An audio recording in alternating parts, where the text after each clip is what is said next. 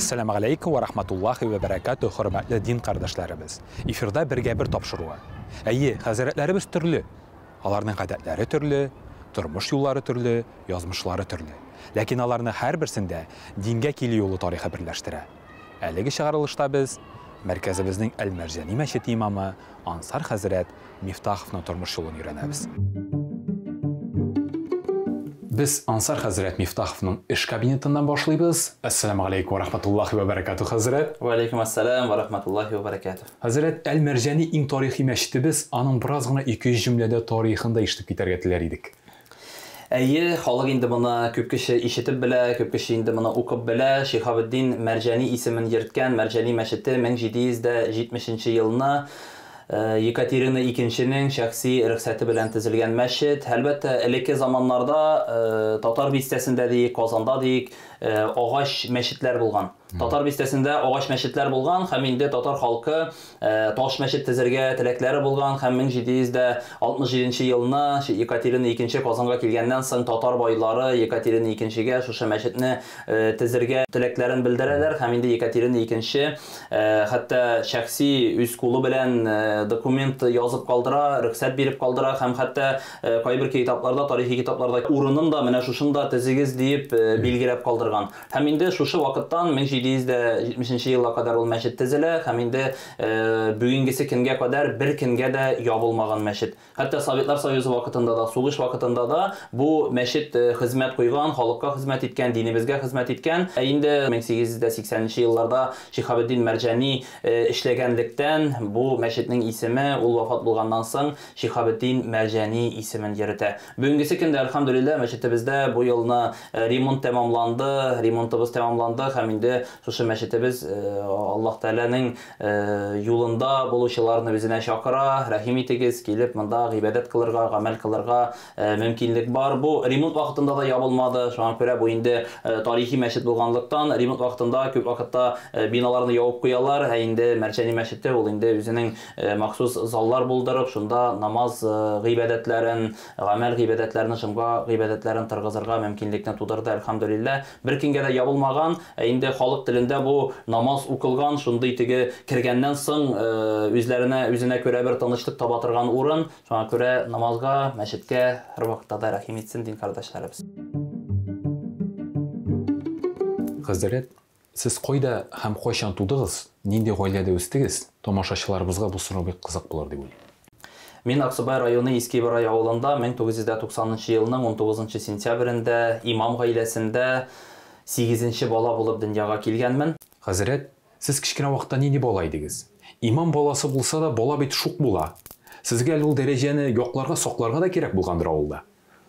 Кичкенә вакыттан инде идегез дигәндә, һәрбер бала кичкенә вакытта шук буладыр инде ул. Мәктәп еллары булсын, мәктәптән тыш вакытлар булсын, ул инде бала тәрбия алганда, ул имам баласымы, яисә инде башка баламы, ул һәр вакытта да теге үзенең энергиясе да бар, шуклыгы да бар дип әйтик инде, уйнап шулай гомер үтте. Инде хәзрәт баласына килгәндә, әйе, хәзрәт баласы дигәндә, хәзрәт баласы ул инде башкалардан теге аерылмаса да, безнең инде вәти мәчеттә эшләгәнлектән, аның белән җырып, теге тәрәвих намазларында катнашып, һәм инде башка намазларда, гыйбадәтләрдә катнашып, аның белән мәчет белән, мәчет мөхите белән дип әйтик инде шулай тәрбияләндек. Һәм инде авыл җирендә ул инде балалар теге мәдрәсәгә йөреп, мәчеткә, дәресләргә йөреп, шулай итеп безнең вакытларыбыз шулай итеп узды.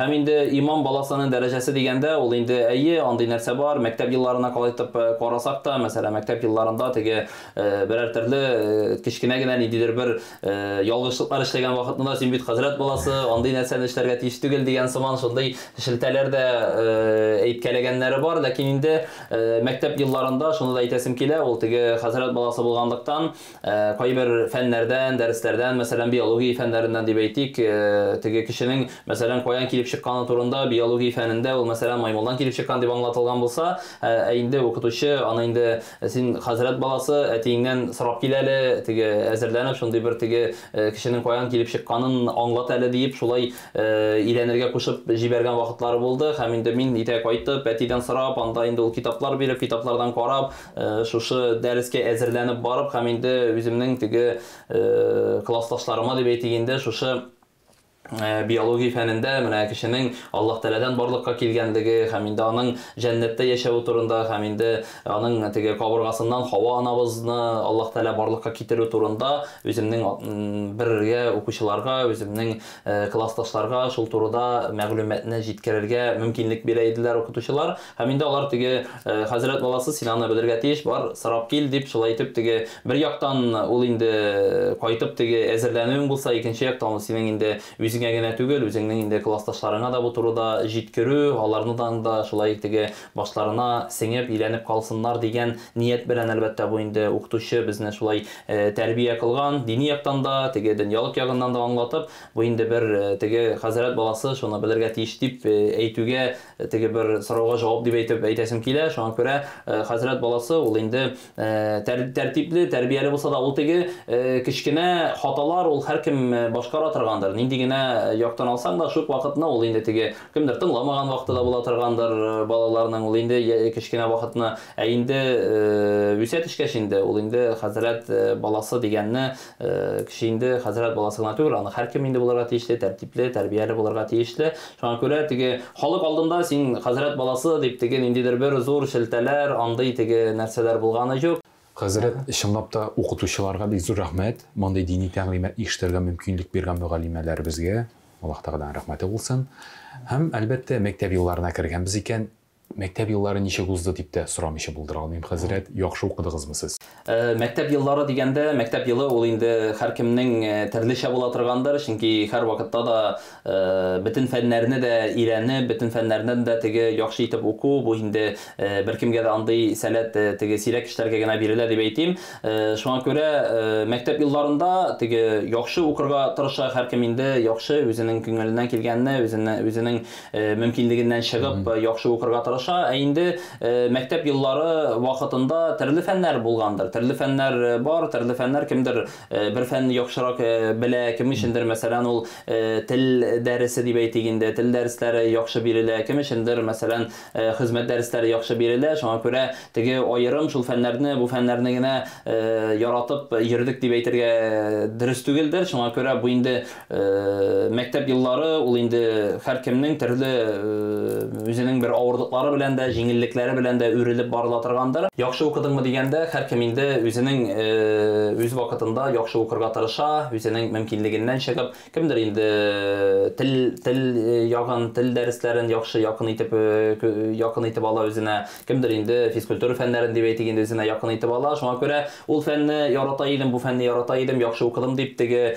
мактанып утырасы килми, чөнки инде һәркемнең төрле фәнгә үзенә күрә бер тартымы, үзенә күрә бер якын фәннәре була. Төрле фәннәр бар иде, шуңа күрә төрле кайбер фәннәрдән теге укырга теге җиңел булып, үзеңә теге кабул итәргә җиңел булып, аларны яхшы итеп өйрәнеп, теге яхшы билгеләргә дип әйтик, югары билгеләргә укырга тырыштык. Һәм инде һәркем инде үзенә күрә алдагы тормышы өчен, теге хезмәтен алып бару өчен укырга, яхшы укырга тырыша. Бу мәктәп еллары ул теге күз ачып йомганчы үтеп китә торган вакыт. Шуңа күрә аны инде теге ахырдан менә тормышлар узганнан соң гына искә аласың, менә бит шушы фәнне яхшырак өйрәнерәк алган, менә бу фәнне яхшырак өйрәнгән булса, менә хәзер мин шулай итеп теге шушындый җирләрдә менә ялгышмас идем, аны белер идем дип тә кайвакыт теге ул бөтен кешенең теге күңелендә бер була торган бер хистер, менә кайвакытны теге берәр нәрсә санарга тотынгач, мәсәлән, менә математиканы укыйсы калган икән бит дип теге бер-беребез белән без монда теге уен көлке белән шулай теге сөйләшә торган бер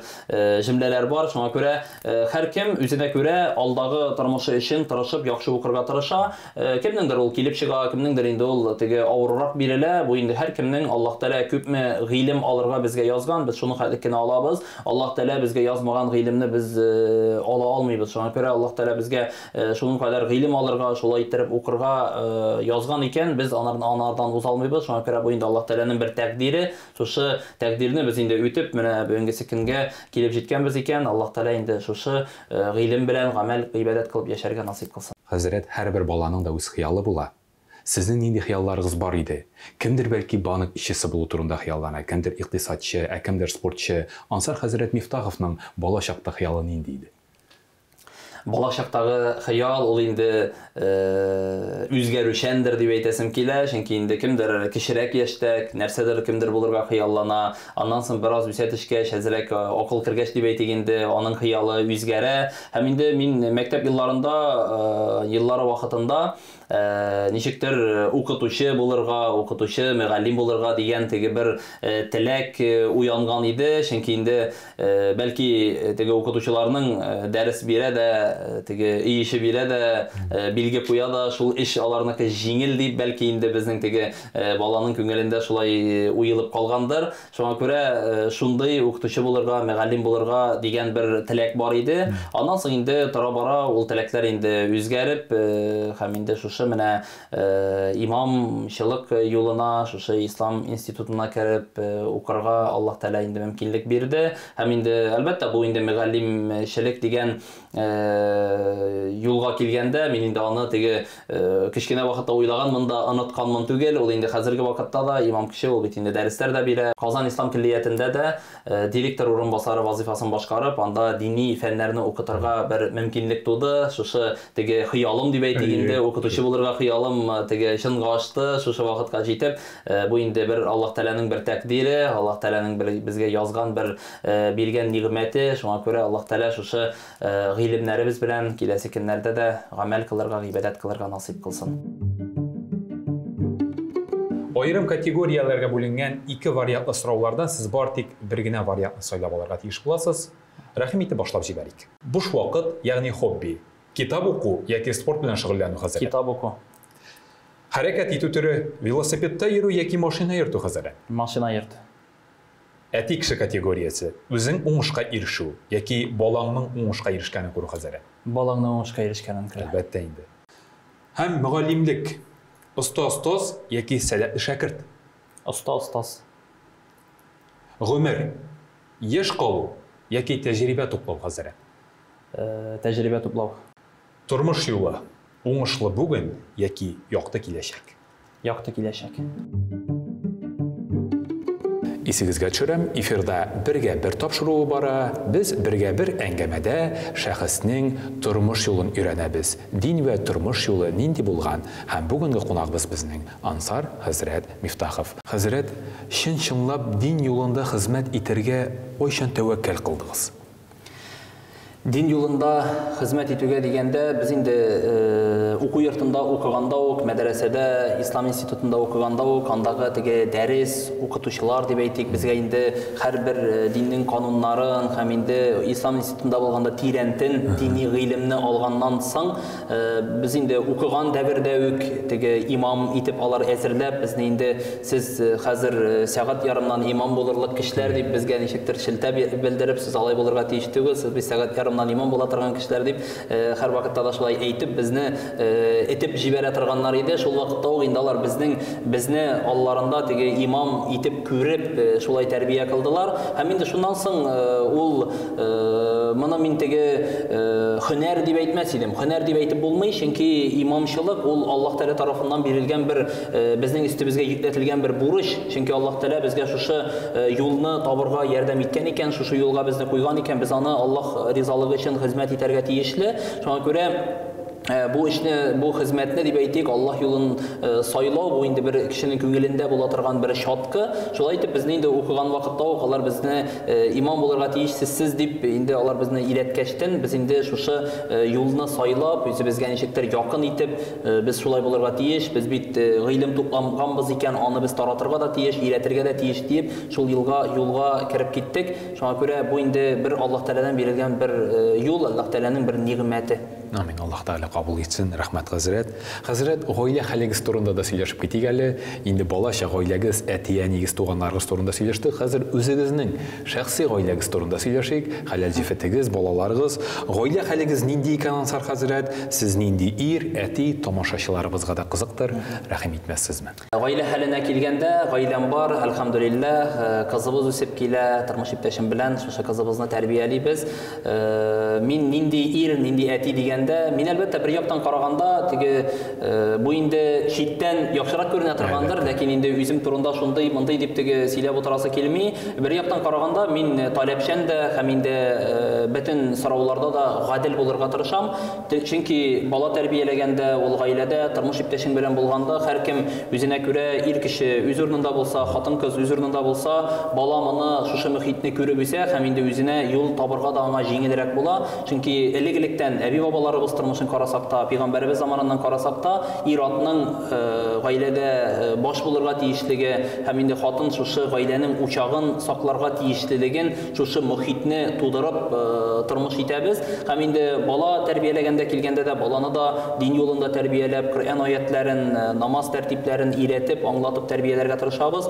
Бу фақат безнең гаиләдә генә түгел, бу башка гаиләләрдә дә шулай булырга тиештер дип уйлыйм. Чөнки инде бала тәрбияләү бу һәркемнең дә өстендәге бер бурыч. Һәм инде әти кеше, ата кеше бала каршында ничек үзен куйган, ничек тәрбия кыла, ул инде баланың бер нигезен ничек тезеп куя, аннан соң инде бала шуның белән дәвам итәчәк. Кеше вакытта тәрбияләнгән, әйтәләр бит татар халкының мәкале бар, 6-дагы 60-та дип. Ягъни 6 яшьтән нәрсәдер бер сеңеп, өйрәнеп калса бала, ул инде аны 60 яшенә җиткәннән соң да, ылыгайганнан соң да онытмый. Шуңа күрә гаиләдә ул беренче чиракта таләпчәнлек һәм инде гаиләне ихтирам, хөрмәт булырга тиешле һәм балаларны да дин буенча тәрбияләү истәге бер йөкләтелгән бурыч булып тора.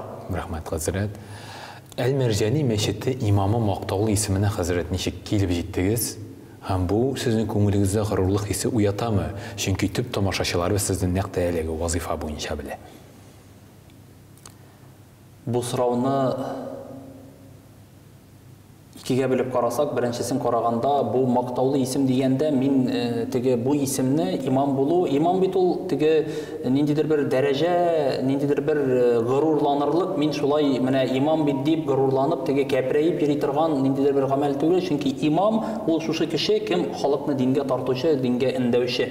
Ул кеше янында мин теге дәрәҗәле дип яисә инде мин югары дип әйтеп йөри торган бер һөнәр түгел. Шуңа күрә имам кеше ул үзенең имамчылык хезмәтен йөкләп алган икән Аллаһ каршысында, әгәр дә ул инде иң беренче чиракта белергә тиеш шуны, имам ул ниндидер бер дәрәҗә, ниндидер бер югары бер урын түгел, ул имам шундый урын, син Аллаһ алдында да һәм халык каршысында да җаваплы кеше.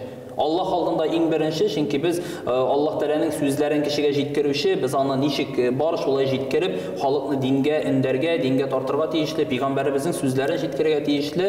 Ә инде мин имам дип теге кәпрәеп яисә инде горурланып йөри торган исем түгел. Шуңа күрә мине теге тыңлаучылар да, минем белән булган кешеләр дә беләләр, мин имам дип бер кашанда да ничектер теге үземне өстен куеп йөргәнем юк. Шуңа күрә бу имам өчен килешә торган гамәлдә түгел, чөнки имам кеше ул Аллаһ Тәгалә тарафыннан сайлап куелган кеше, билгеләнгән кеше, ул динне таратып, халыкка, халык арасында булып яшәргә тиеш. Ничектер аерылып, мин анда имам, мин монда хуҗа дипме, яисә алай дип җиргә тиеш түгел. Шуңа күрә имам кеше ул динебезне куәтләү өстендә эшләргә тиеш һәм инде үзеннән соң динебезне куәтли торган төркем калдырырга тиеш. Үзеннән соң динебезне куәтли торган бер өммәтне калдырырга тиеш, үзеннән соң өйрәтеп, аңлатып, тәрбияләргә тиеш халыкны. Шуның өчен имамчылык вазифасын башкаралар. Ә инде кемдер күтәрелеп, мин анда дәрәҗәле кеше яисә мин дәрәҗәле имам дип кеше белән сөйләшмичә кәпрәеп йөри икән, ул имамчылыкның асылы түгел. Имамчылыкның асылы ул динебезне тарату һәм халык арасында булып, халыкка динне аңлату. Димәк, моны хәзрәт кабул итәргә кирәк. Раббың тарафыннан билгеләнгән хезмәттә син барлык көчеңне куярга тиеш. Һәм әгәр дә инде көннәрдән бер көнне сезне шәһәр читендәге бер кичкенә генә мәчеткә билгеләсәләр, сез анда да нәкъ шушы көч белән әлеге хезмәтне дәвам итәчәксез иншаллах. Әйе, бу хезмәт Аллаһ Тәгалә тарафыннан бирелгән икән. Без нинди генә мәчет булса да, ул үзәк мәчетме яисә инде башка мәчетме, һәркем Татарстан буенча бүгенге секендә бик күп мәчетләр, Казан буенча да бик күп мәчетләр, әлхәмдүлилләh, төрле шәһәрләрдә дә бик күп мәчетләр. Шуңа күрә һәрберсенең дә имамы үзендә бер теге фикер тудырырга тиеш, яисә моны шәкертләр карый икән, шәкертләр дә моны аңларга тиеш. Мин имам булам икән, димәк мин Аллаһка хезмәт итәм. Аллаһ Тәгаләгә хезмәт итәм һәм Аллаһ Тәгаләнең кушканнарын үтәп яшәргә тиешмен. Кануннарына мин Аллаһ Тәгаләнең Коръән Кәрим китабына инанып, андагы язылганнарны мин үтәп башкаларга да аны өйрәтергә тиеш дип аңларга тиеш. Мин имам булам да, мин хуҗа булам да, мин теге дәрәҗәле булам да, мине хөрмәт итәчәкләр, бөтенесе минем артымнан гына чабып йөриячәкләр дип уйлау, яисә ниндидер бер кәпрәеп йөрү, бу имамчылыкта, дин исламыбызда булырга тиеш түгел. Рәхмәт хәзрәт, намуслы хезмәт төшенчәсенә әлеге җаваптан да үзләренә кирәк нәтиҗәне алырлар дип өметләнек тамашачылар. Һәм инде мөмкин булса хәзрәт алдагы сорауга да күчәм. Әлбәттә менә имамнарга сокланалар, аларда чиста әүлия гафу итегез кешене күрәләр. Ә чынлыкта имам булу ул нинди эш хәзрәт? Чөнки хәзрәтләребез әйтә бик җаваплы. Еш кына ул бик җиңел эштә түгел әле. Аңа килергә кирәк, әзер булырга кирәк, чөнки син монда ныклы хезмәткә басачаксың. Сезнең өчен имам булу нинди эш? Имам булу мәсьәләсендә бик күп мөрәҗәгать итүчеләр бар, журналистлар тарафыннан да бик күп язмалар белән мөрәҗәгать итәләр. Хәзрәт, шул сорауларга җавап бирегез әле. Сез яшь хәзрәт буларак имам мәсьәләсен, имамчылык эшен, хезмәтен ничек күрәсез дип еш кына шушындый мисаллар белән дә шалтыраталар. Әйе, бу турыда минем бер гәҗиттә язма да чыкты. Анда инде ул язманың өстендә дип әйтик инде иң башында язылып куелган иде. Ул шундый сүзләр: имамның эше тәүлек буена дип. Ягъни работа имама круглосуточно дип язылган иде. Ул рус телендә чыкты, рус телендәге язма буларак чыкты. Анда инде исеме үк әйтеп тора иде, имамның хезмәте нинди булырга тиеш һәм нинди имамның хезмәте. Чөнки имам кеше ул халык арасында булган кеше буларак, ул нинди генә мәчеттә булса да, башка мәчетләрдә некен мин әйтә алмыйм, ләкин шәхсән үзем турында гына әйтәм. Минем, мәсәлән, имамчылык хезмәте ул минем иртәдән шушы вакытка кадәр дип кенә билгеләнми. Минем имамчылык вазифасы бу тәүлек буена.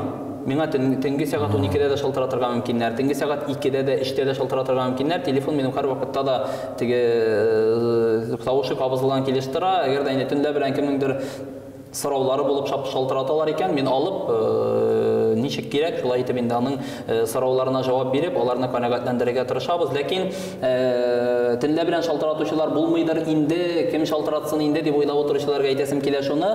Күп вакыт кеше җаны чыга икән, мәсәлән, кемнеңдер туганы, якыны вафат була икән, иң беренче итеп алар хәзрәткә шалтыратасылары килә. Хәзрәт, аны ничек куйыксың? Нинди хезмәтләрне хәзер башкарыйк, менә хәзер вафат булды, килеп теге төн әйтүчеләр буламы дип төрле мәсьәләләр буенча шалтыраталар. Хәтта кич җиткәннән соң төнлә белән хәтта никах мәсьәләсендә дә шалтыратучылар бар. Хәзрәт, менә никах үткәрергә телибез, шул вакытны булырмы икән дип мин инде аларга йомшак кына, матур гына аңлатам. Иртәгә көндез шалтыратсагыз хәерле булыр. Мин үземнең графикны карап алырмын, шуннан соң җавап бирергә җиңелрәк булыр дип инде мин аларга матур гына аңлатып телефонны куярга тырышам. Ә инде әгәр дә теге вафат булган кеше турында шалтыратсалар, ул вакытта инде һәр берсен тәгаен ничек тәртибе булырга тиеш, ничек иттереп иртәгә көмү мәсьәләләрен һәммәсен дә аларга тәгаен аңлатам. Чөнки ул бит инде дөньядан күчү вакыты, ул теге һәр кемдә була торган мәсьәлә түгел. Һәр кем аның тәртибен дә белеп бетерми. Шуңа күрә аларга мин инде ачык итеп аңлатырга тырышам. Шуңа күрә имамның хезмәте бу фақат кайберәүләр уйлыйлардыр. Ул намаз укый да инде, ул мәҗлескә бара да, кайта да җыклый торгандыр инде, рәхәтләнеп ял итә торгандыр инде дип уйлыйлар. Имамның эше ул фақат шушы мәҗлестә намаз белән генә шикләнми. Имамның эше мәчетнең тормышын алып бару, мәчетнең хезмәтен алып бару, мәчеттә ул ирәге кебек, кебек кемнең мәсәлән шәхси йорты бар икән, анда да шулай ук сына әйберләр ватыла, яисә инде суы да бар, уты да бар, газы да бар дигәндә һәр вакытта да үзенә күрә бер проблемалары килеп чыгып тора. Шуңа күрә мәчетнең тормышын алып бару бу имамның өстендәге зур бурыч. Аның мәчетнең җылылыгы да аның өстендә, мәчетнең барлык хезмәтләре дә, барлык эше дә, һәм инде шулай ук халыкның сорауларына җавап бирүдә һәр кемгә дә үзенә күрә теге һәр кем үзенә теләгән җавапны алырга тели. Шалтыраталар да, мәсәлән, һәр кем шушы үзенә нинди җавапны алырга тели, шуның белән шалтырата.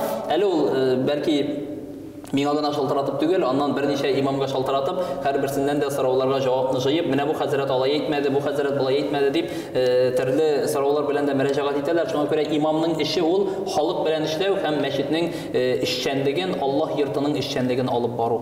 Хәзрәт, Тапшырубызның финал сорауы да килеп җитте. Ул шулай яңгырар. Сез кичә нинди идегез дә һәм иртәгә нинди булырга телисез, хәзрәт? Кичә нинди идем дигәнне берничә ел элек дип әйтик инде. Кичә кайчандыр мин укучы идем, кайчандыр мин шәкерт идем, кайчандыр мин укытучы идем үзем, кайчандыр имам идем дип тә аны теге кертергә кирәктер. Ә инде киләчәктә кем булырга хыяллану, кем булырга теләү, бу инде Аллаһ Тәаләнең ишедер.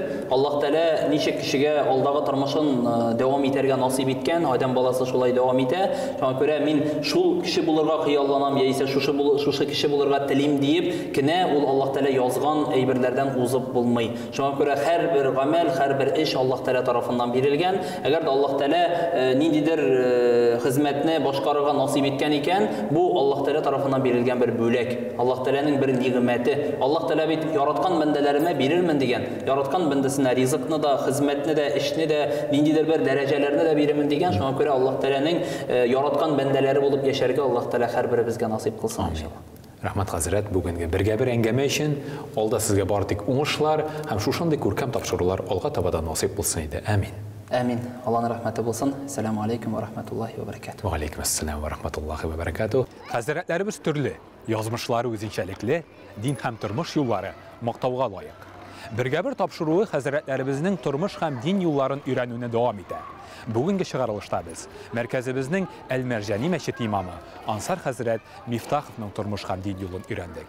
Ә бергә-бер тапшыру һәм аның иҗат төркеме сезнең белән иншаллаһ киләсе очрашуларга кадәр дип сау булаша.